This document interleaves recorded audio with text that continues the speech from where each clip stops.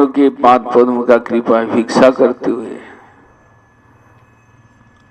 इलाहाबाद स्थित श्री रूप गौड़ीय मठ में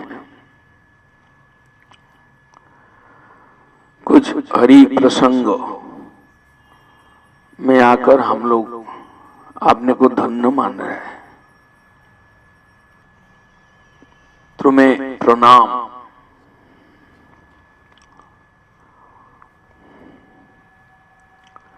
प्रणाम तुम्हारे।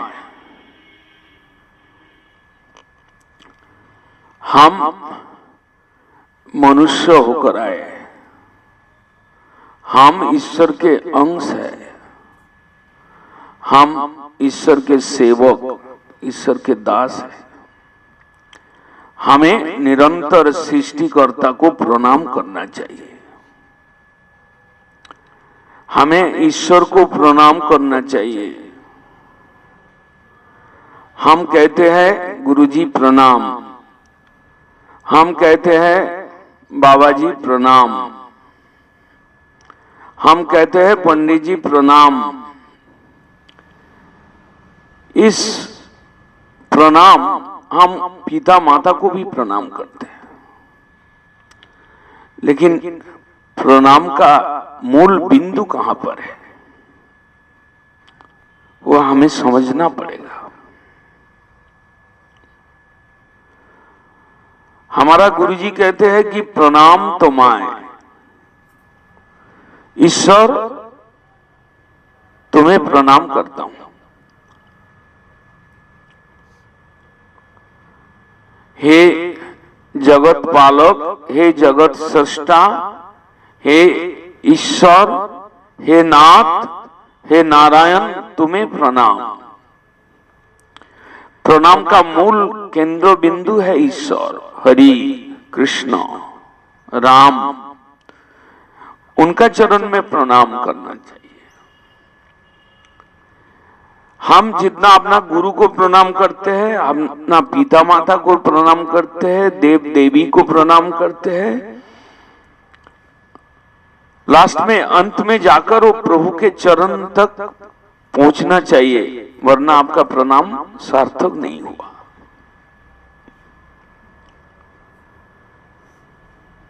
चैतन्य चरितामृत कहते हैं कि सही से वैष्णव धर्मो सवारे प्रणति।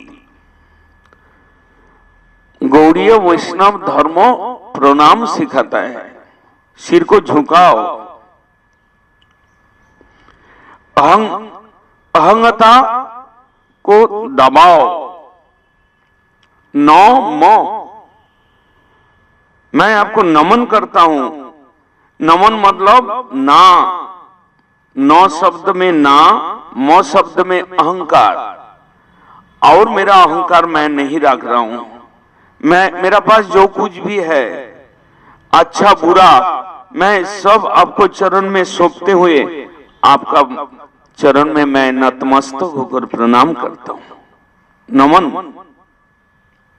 नमन मतलब मेरा भौतिक अहंकार, उसको मैं आपके चरण में सौंप देता हूं।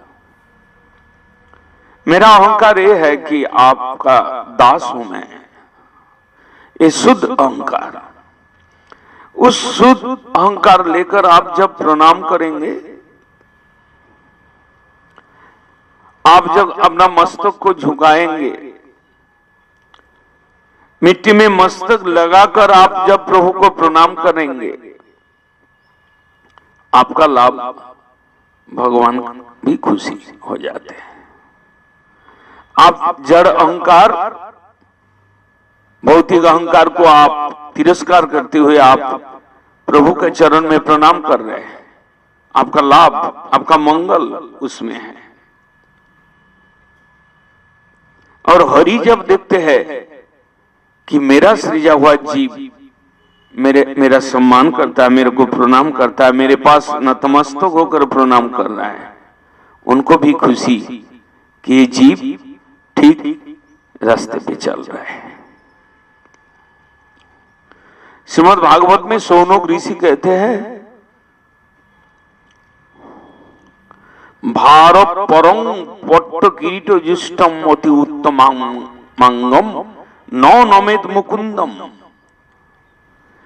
जिसका मस्तक है शरीर के ऊपर भाग में, ऊपरी भाग में, उत्तमांगम, शरीर के श्रेष्ठ अंग है मस्तक, उसी में चेतनता का पूर्ण प्रकाश है।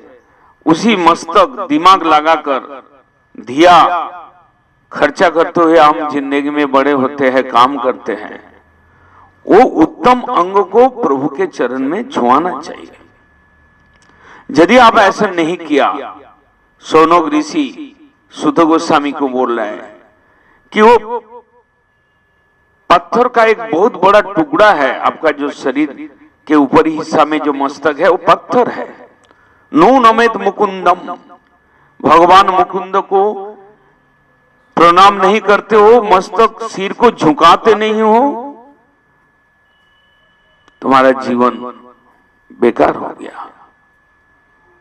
तुम्हारा मस्तक एक बहुत बड़ा पत्थर का वजनदार टुकड़ा है, बेकार अपना शरीर उस पत्थर का टुकड़ा को ढो रहे है, कुछ काम का नहीं। काम का तब होता है जब आप ईश्वर को प्रणाम करते हो, मूल केंद्र बिंदु है।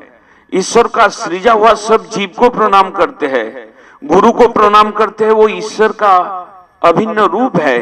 पिता माता को प्रणाम करते हैं, वो ईश्वर उनमें विराजमान है। एक चिट्टी, एक पक्षी, एक तृण, एक घास, इसके अंदर जीवन है, इसके अंदर प्रभु विराजमान है। ऐसा समझकर जब आप मस्तक को झुकाते हैं, आप वैष्णव है, आपका जीवन सार्थक है।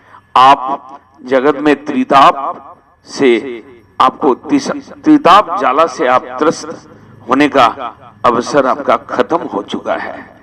जब आप प्रणाम करना सीखेंगे, प्रणाम करना जानेंगे, जब प्रणाम करने का अभ्यास बनाएंगे, प्रणाम करो, इस धरती को प्रणाम करो जिसके ऊपर से तुम पैर चला रहे हो,